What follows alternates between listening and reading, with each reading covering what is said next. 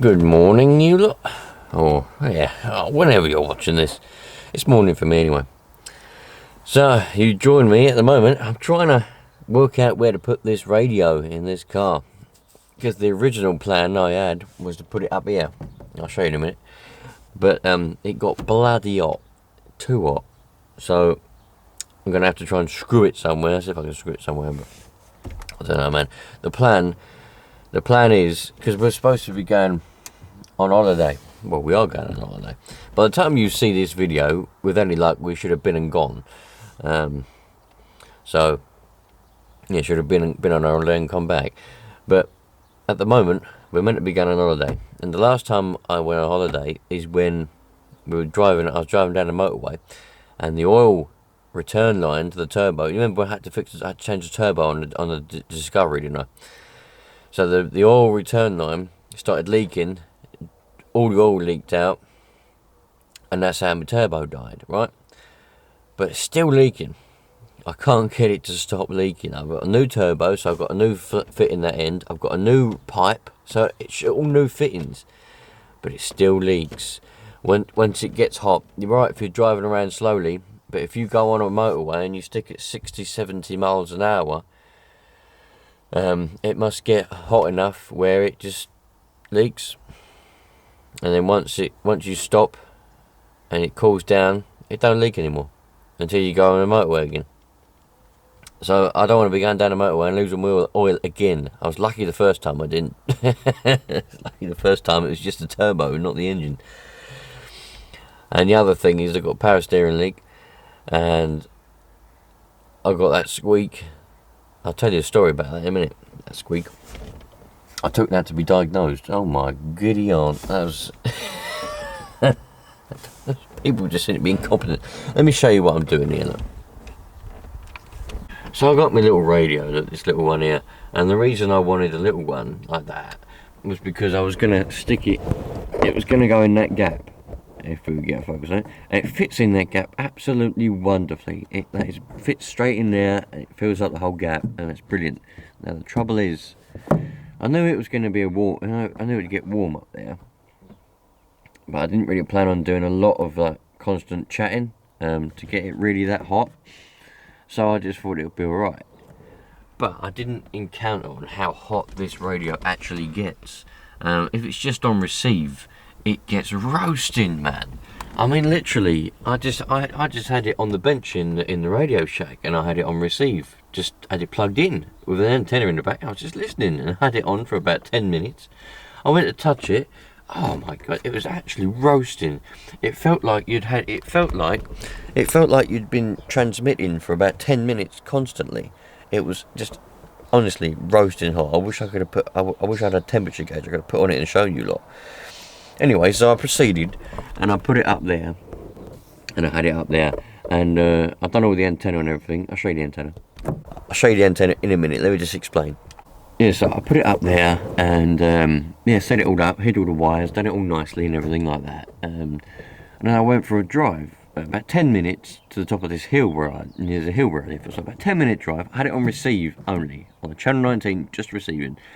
And when I got there, I decided to just see what the SWR was when I was out and about. So I went to take the radio out, and my god, it was just receiving it, and it was roasting hot. The roof lining was like burning hot, and the plug, the PL259 here was so hot I couldn't touch it to unscrew it, and it was only receiving, it weren't transmitting.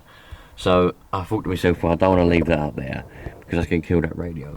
So I'm trying to find somewhere to put it on here, but I don't want to put any screw holes in my dashboard, see? That's what I don't want to do. I do not want to put any screw holes in my dashboard. I don't care. I'm not putting screw holes in my dashboard just to put a CB bloody radio in. So I've got, this is the little thing that's meant to go on there like that. I've got a spare one of these, so I don't mind putting holes in this. And what I was going to do is I was going to screw it in there. So that would be, oh no, go the other way. So that was going to be sort of sitting there like that, perhaps. That was the plan. I was just going to have that sitting there like that. And then you know, in the future, if I take the radio out, I won't have great big screw holes anywhere, because I've got a spare one of these mats. I put that in so there's no holes in there, and it cover up the holes in here, see? That's my plan. But the little mount that you get with the radio, it's not deep enough. It's not deep enough, look. So there's a great big gap. It don't go all the way down. So I've got to think about it. I've got to try and get some packing to pack it down, pack it up. Oh, don't know what I'm going to do. Either that or find somewhere else to put it, but there's nowhere else to put it in these cars. There's not a lot of space anywhere to put things. So that's the plan anyway. That's the antenna that I ended up messing around with. One of those. And these are good, these ones, because they've got the tuning rings, so you can tune it. I had real big trouble tuning it. So I've got the whip going all the way up there. That's a stainless steel whip out of that stainless steel orbiter. And I got that there, got them out in the end, but I couldn't get an earth. Nowhere, it wouldn't earth them here. I tried putting it up there. I tried running a cable down and putting it onto bolts and the hinges. Wouldn't work. So in the end I had to get an earth here. And the only way that it'll work is I just run it along the guttering, and I've super glued it in there. It's the only way it'll get an earth. Otherwise it won't earth. I've earthed it to I even earthed it to the tyre down there. That it won't earth. It just didn't want to know. So now it's earthed there, and it's just dangling. It's not even attached to anything. It's just a cable just dangling. So that's that anyway.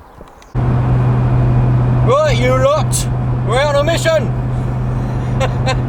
I'm sick and tired now of everyone going.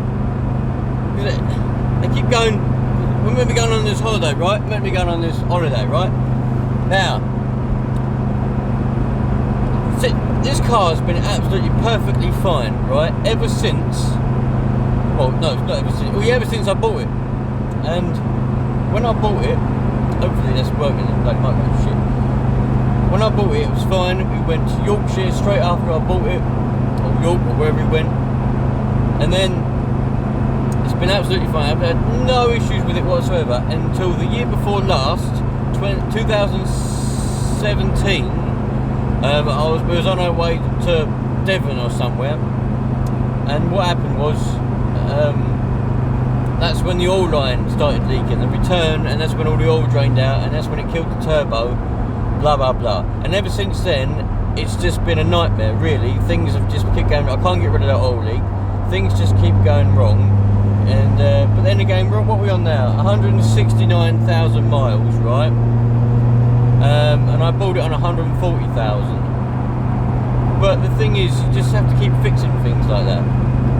But what I'm sick and tired of is people, especially like my family's ganging up on me now, because it's coming up, we're meant to be going on holiday, and I'm like, oh well, might have to try and get a backup car. And they're like, you need to get rid of that car, it's never right.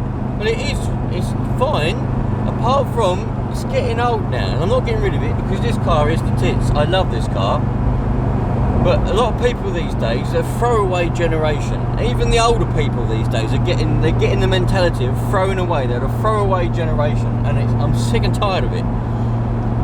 You know, back in the older days, you wouldn't go, oh, because there's a few things are going wrong with it, what I'll do is I'll get rid of it and buy another one. I'll buy a new one.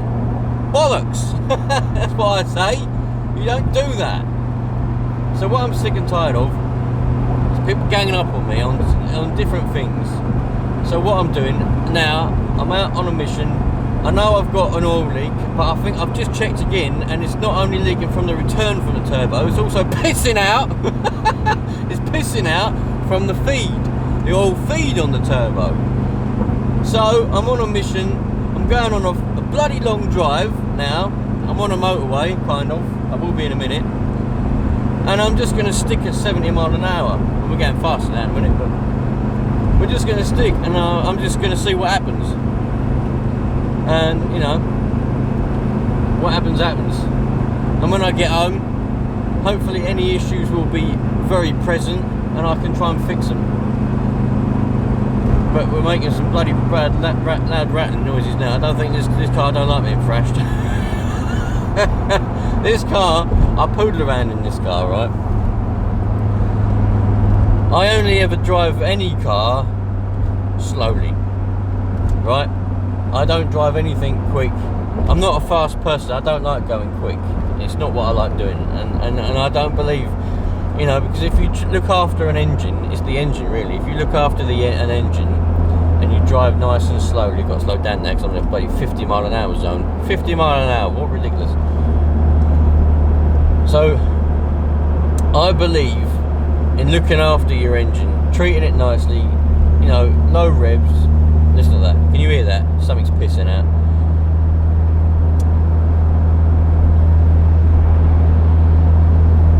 Mile an hour zone, dude. Anyway, respect the rules as well. You got to respect the rules.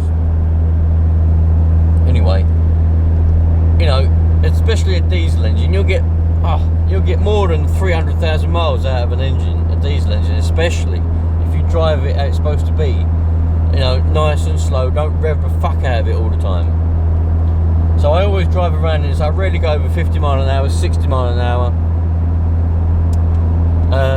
You know, and I always drive just nicely. I change gear. I always short shift massively, especially for a TD5. You really got to kind of bring them up the rev range a bit to get the torque out of them. But since I've had this remapped, you don't have to do that.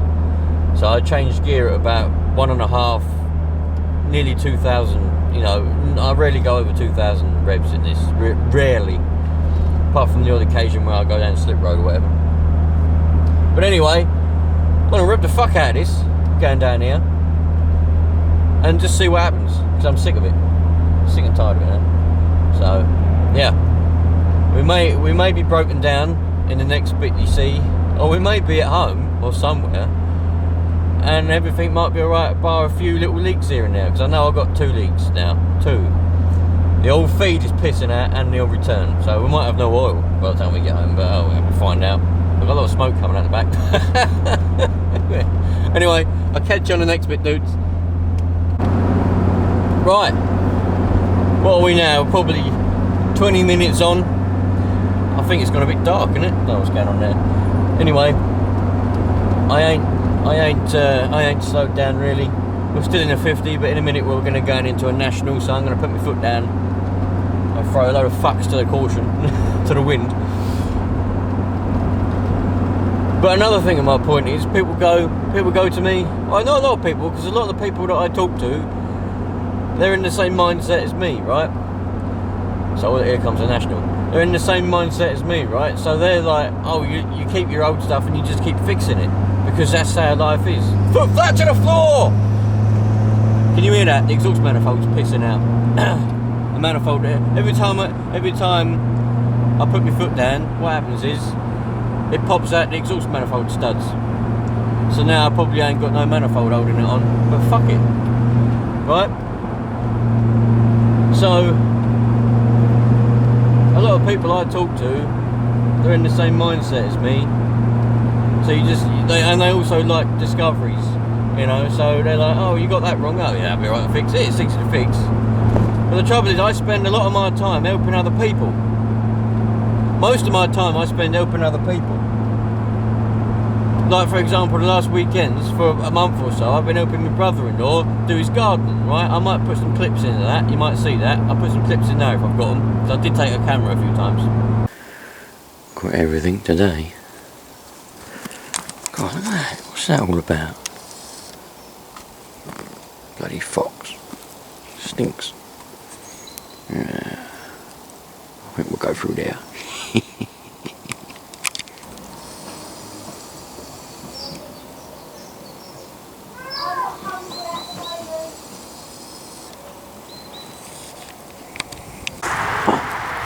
On a bit of a brick run, aren't we, Rich? Look at all the bricks. Look at all the bricks. Not even half of it. Go on. We're gonna have a good old bit of brick wall building. Good old bit of brick wall building coming up. The old steed's coming in handy. It is lovely. We'll see what happens. We'll see what happens. I reckon we've got about 500 bricks. Here comes the brick runner.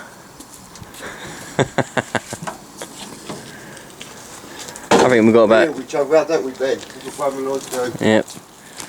I reckon we've got about 500 altogether. And plus more. Yeah, well, maybe. Maybe.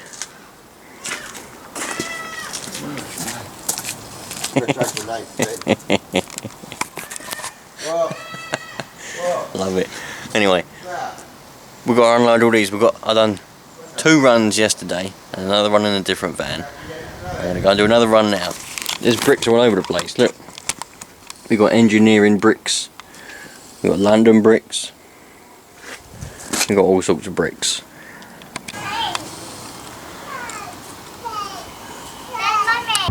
We're digging it up and everything, and it's taking up a lot of time, so I'm not doing anything I need to do. But then you get people that aren't like-minded like me, and they're the throwaway people. They just throw things away and get new ones. When something starts to go a bit wrong, throw it away, get something else, get a new one. And they just go, oh, you need to get rid of that and buy a new one. Well, how are you meant to do that? Yeah. Where am I going to get the money from to buy a new car? I don't want to buy a new car, but you know, I can't understand people's mentality these days. It really is silly. It really is silly. So the noise is gone. The rattling noise is gone.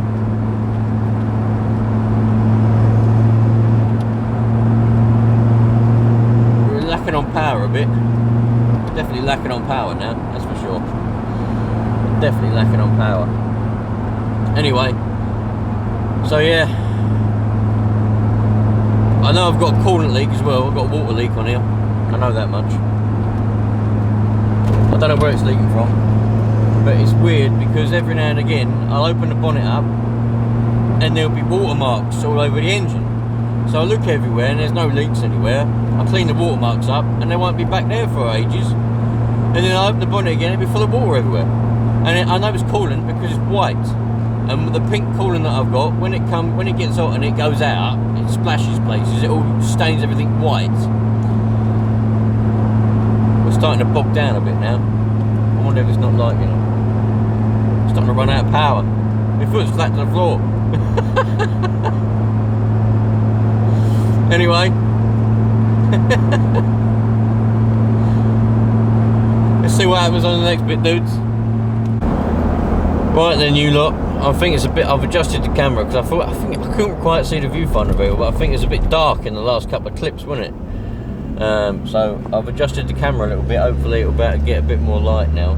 Because obviously, it was seeing the light from the window there, and it was thinking, oh, it's plenty of light, but it weren't. It was too dark on me. You probably couldn't see me. I was probably a bit black. Oh, it's much better now, isn't it? Anyway, so I haven't got to the end of the motorway, but I've got as far as I'm going to go. I've been on here for a good hour, right? I've been flat out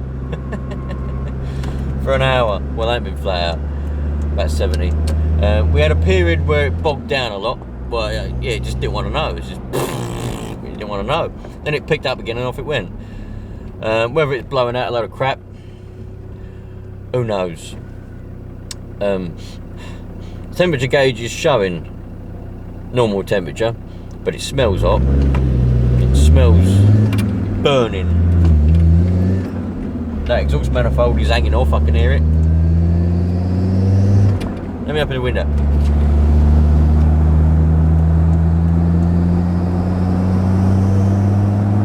You hear that?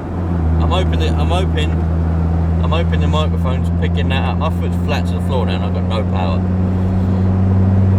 I'm hoping that microphone is picking that up. That's squeaking. So, yeah, I've just turned around. I've got as far as I was going to go on that. I've come off a slip road, turned around, went around the roundabout as you just saw. And now I'm back on the same stretch for another 40 minutes. Going back the other way and see what happens when we make it home. If we get home. We will get home. I've got AA cover. So we always get recovered. And then when I get home, it's just going to be a nightmare trying to find out the leak, fix the leaks. Put it's going to be. I don't mind it, because that's what happens when I like older cars, right? I would never have a new car, load of crap, right? Unless I was a millionaire. If I was a millionaire, or I just had loads of money, and I could afford to just go out and spend 60, 70, 80,000 pounds on a new car, because they're expensive these days, then I would. I'd have a new car, because it wouldn't matter. I could, losing that 20% or whatever it is when you drive it off the forecourt wouldn't matter. I'd just go out and buy a new car, just like I'd go out and buy a new pair of shoes. That would be no problem. But being an ordinary person, I just can't see the point in going out and having a new car, buying a brand new car, or even a second-hand car that's nearly new. When the older cars are much better. These Discovery 2s are absolutely fantastic. I love them. I love this car. It sounds the nuts. The TD5 engine is perfect, brilliant. But you just have to keep repairing things every now and again. And that's the way I am. I like to keep older stuff and just fix it when it needs fixing. You do that with yourself, don't you? If for example if you break a leg or something, you go to the hospital and you get repaired, don't you? And you carry on. You don't go, oh, my leg's broken. Oh well, I'm gonna have to go and die now and hopefully come back as someone else. Mentality of people these days. So, you look after something, it'll go for a long time. And I intend on looking after this car and then going for a long time. So, the point of me coming on this little trip now, because the trouble is, because I drive this car around, I baby it, yeah? I do it on purpose, but the way I drive, I don't drive quickly, I don't drive aggressively, I just poodle around. The wife's always going on at me, because she zips around like a nutter. Full throttle everywhere, full speed everywhere. Luckily she only got a small car, so she can't go that fast. But, I'm always getting moaned at for driving so slow all over the place, because it takes us twice as long to get somewhere when you're driving. Because I like to look after my car, I like to look after my possessions. It's just the way I am. So, anyway, I'm driving faster than I would normally drive. I do hit 70 miles an hour every now and again, but not very often. It's normally 65. Mainly because the TD5 does have a problem where you're at 70 and it sounds like you're at 6,000 RPM, but you're not, you're at 2.5. But it just proper roars, like it does get a bit annoying. But anyway, so that's that. I hope you lot are all having a bloody good day. So, but do you know what, by the time this video goes up, the holiday that we're supposed to be going on, the reason I'm going on this little trip now, yeah, like I think I've said it, is because I'm trying to, I want any problems to be very apparent, yeah, because I drive along so slow. The oil leaks they never leak that much, they just drip. It's only when you go and the oil gets really hot and gets really thin, and the pressure's up, and the engine's as hot as it's going to get, because you're going on a motorway for a long period of time. That's when they really start to leak. They really start to leak out then. But if you're just driving around at low RPMs, nicely, as you're supposed to be driving, they don't leak. But because we're going to be driving about 4 or 5 hours, I need to be sure that I can trust it. And I don't want it to be leaking while I'm on the motorway, because I can't see it, and I'll be stuck on the motorway again. So the main reason for my little trip now is to go on a long drive, get it bloody hot, get the oil really thin, and when I get home, I'll open the bonnet up and we'll have a look to see what's leaking, and then we'll try and fix them. I don't have much hope, because I've been trying to fix them for the past 2 years, but there we go. Everything I do just fails. Anyway, bit of a ruthless video, this one, bit ruthless. Love it. Anyway, I've got another, I don't know how long I've been talking for. I've got another about at least half an hour on this road now before I get back to the junction where I want to be on, so I can come off and go home. So I'll see you on the next bit, dudes. Right, I'm back now. I'm not back. I'm back on a smaller, in the village, in the town as such. I've just parked up on the side here, just to see what's going on. We've got a bit of diesel knock. I can hear the diesel knock.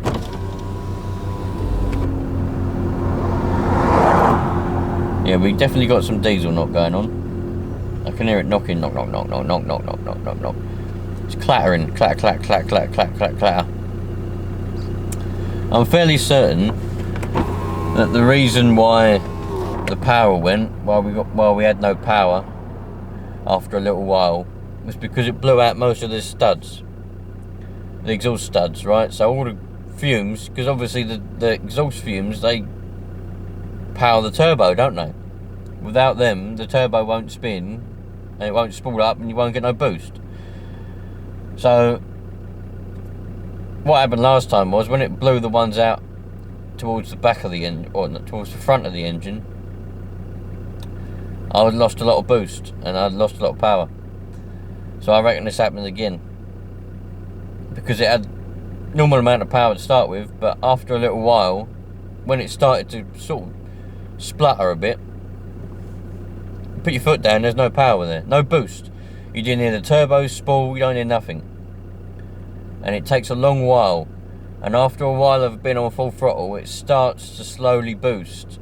But by the time it's slowly boosted, you're at 3,000 RPM, so you're out of range anyway. Usually boost kicks in about 1.5 to 2,000 is usually full boost. So I'm fairly sure that it's blown out all the studs. So all that work that I done a few weeks ago, remember I done all that work a few weeks ago where I took all the manifold off and resealed it all and put all the studs back in and everything like that? That's all gone now. It's all gone. All that work was wasted. It's gone. So yeah, I'm fairly certain that's where we're at. I'm just parked up at the side of the road at the minute, thinking what to do next. So yeah, let's go and have a look. Listen to this, right? Just listen for the. Hopefully the microphone will pick it up. It should do. It's a fucking road. It should pick everything up.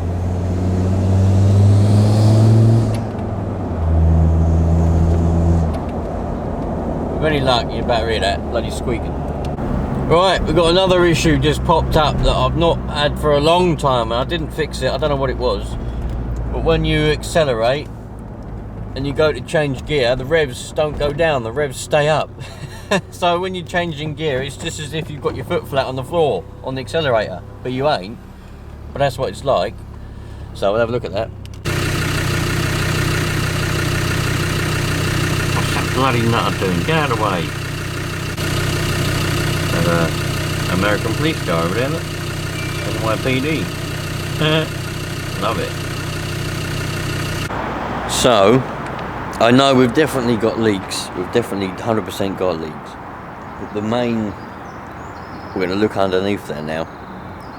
I've been sitting here in this little car park for about 10 minutes.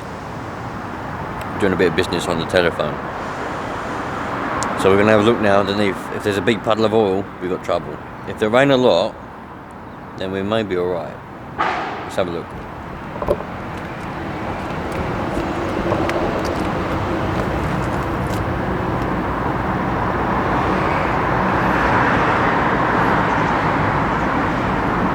Might be alright. Got power steering fluid there. It's power steering fluid, guys.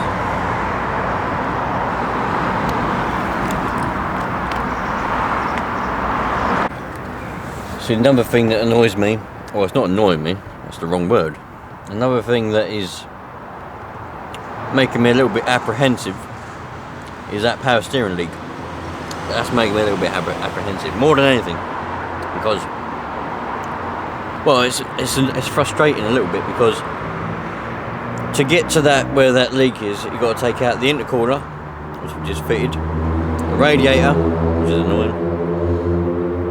And then we've got to buy more coolant, and that's quite a lot of work taking all that out. So then I got to find the leak and fix the leak. Probably get new hoses, steering hoses. So I've got a lot of work to do. Oh man. Anyway, let's go home. We'll go home. We'll open up the bonnet and we'll have a look. Let's see what's going on. But I know either way, I'm 100% certain manifold studs have popped out, and I've got to fix that power steering leak anyway. But I know the manifold studs have popped out because it's worse than it was now. It's diabolical now, absolutely diabolical. But that thing where the revs don't go down, I don't know what that's all about. Might be the math sensor or something. I don't know. Because it did it for a little while before. It's like you'd be driving, if you just rev it when you're in neutral, you rev it up, they go straight down, the revs go straight down. If you put the clutch in as you're driving, rev it, the revs go straight down. But when you're driving and you're accelerating normally, now I'm not on about flat out, I'm on about just driving normally, and you let off the throttle, you stick the clutch in to go to change gear, but the revs are still there. The revs are still going, whoa! And then when you change gear and let the clutch up, it goes, whoa! And you don't even need to put your foot on the throttle because the revs are still already there. But it doesn't do it all the time. It only does it sometimes. So you've got sticky revs, you know. It can't be the cable because it ain't cable. It's fibre optic, fibre wire, whatever it's called. Might be a dodgy sensor, perhaps. But I don't think it is. I think it's something to do with something else, because the way the revs come down is slow when the revs do come down. So you rev it normally, it goes whoa, and the revs go down. But when it does this thing, it will rev up and it'll go whoa, slowly down. So I think it's something, I don't know, something somewhere else. We'll work that out. I'm not worried about that. I'm more worried about the leaks. I know, because the thing is, it's true. If a Discovery ain't leaking, it's empty. There's nothing in it.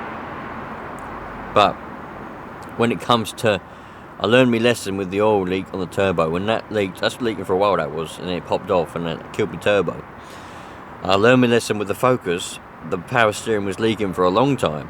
Then all of a sudden, the metal line gave up and popped all together. So if that pops all together when I'm on a motorway on this one, I'm in trouble. So anyway, let's get home and have a look and see what's going on there, dudes. Alright then, you lot. I'll show you in a minute, but I've got to do a few more things. But I've just had a look, and the manifold, the exhaust manifold, is warped. It's no good whatsoever. Had a look at a new one, and including the VAT, you're talking £740. It's ridiculous. So the LandRover is going to be off the road for a long while yet. I've just got to take a few more things off. We're going to take the radiator and things off. I've just had to wash my hands, look, to go, because I don't want to get oil and grease all over this camera. So I'm going to take the rest of the radiator off and everything like that, and have a look at that power steering leak, and then I'll go and wash my hands again, then I'll show you a lot of the damage. But it ain't looking good, my friends, and I think I got a hole in the radiator. That's where the coolant leak is. I looked at a new radiator. You're talking 540 quid. So it's not good. But anyway, I'll show you a lot in a minute. Just bear with me. I've got to go and charge this camera anyway, because it's flashing at me going, hey, I'm going to run out of battery. So I'll see you in a minute. Ooh. All the rad and intercooler and all that out there. Everything's out. I'm inspecting these power steering lines first. And it's got coolant everywhere because it drained out all over the place, but somewhere along here is where it was leaking. You can see where it's a bit damp. I mean, I saw it before the coolant went all over it, but it's kind of dry along there. The leak is along here somewhere. I'd say it's around here, because you can see all the oil, power steering oil, where it's all collected. Aircon rad, seen better days. So I'd say, the thing is, them two go up there, goes up in there. They both go up into that reservoir, and then they go around and go into the box. But it's going to be a bit of a pain. So we'll see if I can get a repair for it or whatever.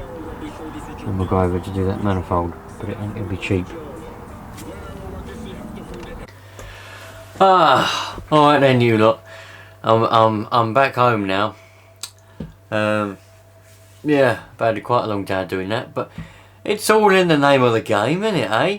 So, do you know what? All I need to do, I think I just need to get a toothbrush. I'll fix the oil leak. That should be alright. I haven't fixed it yet, but I will fix that. That's not my problem. The thing I need to do really is the manifold. Get that manifold done. I did go and film. I showed you the manifold, the warping and everything, but I don't think I pressed record because I was looking through the footage on the camera and I can't find it there, and I've got to go back and everything. But I know I've still got the footage where I showed you the power steering lines and everything. So what I'm going to try and do is I'm going to try and find. I think there's a company that specialises in repairing power steering lines. I don't know how to do it. I guess they cut it and they just join it with some joiners or something. I wonder if that will be easier and cheaper to do. I'm gonna look into it. I'm gonna search it up and see. Hopefully they're mobile, because obviously I can't drive the car now, can I? I've taken it apart.